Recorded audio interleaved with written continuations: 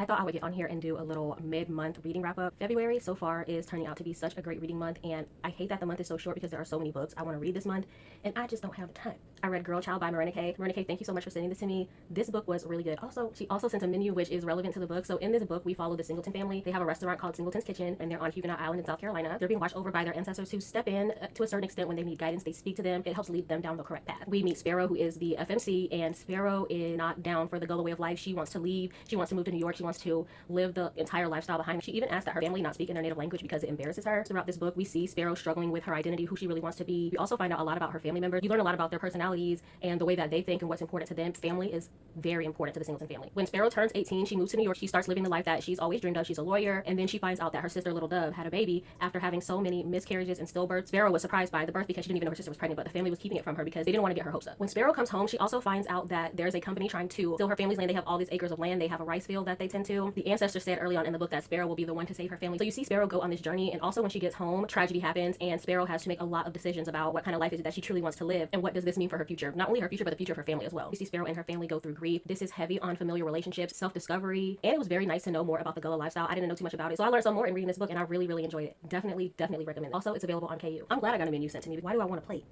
Let me tell you what my order is going to be for breakfast. Grits, period. Always grits, okay? I am torn between bacon and sausage, but I think I'm going to go bacon. Crispy, please. And I want the catfish. Grits, catfish, bacon. And you know what? There's some eggs on there, too. I'm going to take eggs where I can get them these days. For lunch, the fried oyster plate is really calling to me. What size does that come with? I read Real by Kennedy Ryan. Y'all, this book took me on a ride. The first 50% was not it for me. I was not really connecting with the characters. It just wasn't very engaging for me, but when we hit that 50% mark, it felt like a totally different book. I was so hooked on the second half of this book. We follow an actress, Neva, and a director, Cannon, as they work together. Through a friend, he discovers her, and he wants to put her in his movie. We also have a story within the story, a little bit of a historical storyline. This was really good. I don't know what happened between the first half and the second half of the book. Kennedy Ryan's writing is so good. They have real life situations going on. This book touches on some serious topics, but there's also lighthearted moments in it, and you also get to see this beautiful love story develop. Of course, I recommend this. The complete opposite of romance. Well, honestly, it depends on how you want to look at it. I read Dear Vicky by Octavia Grant, y'all. Octavia has a way of writing crazy people so well. She knows how to bring the crazy out of these characters. I don't know if her books are supposed to be like funny. It's not funny, but some of the things that they say are funny. Like, it's very much unhinged, okay? In Dear Vicky, I'm just thinking about how crazy this book is. In Dear Vicky, we follow Andrew. Andrew has experienced love at first sight, okay? A woman comes into his job and she compliments him, and that's it. That's his lady. Nothing else needs to be said or done about the matter, except for the fact that Andrew now has to take matters into his own hands and find his way to Vicky. And he does not stop at anything to get to her. It is gruesome. It is crazy. All I'm gonna just say is the dumbbell scene.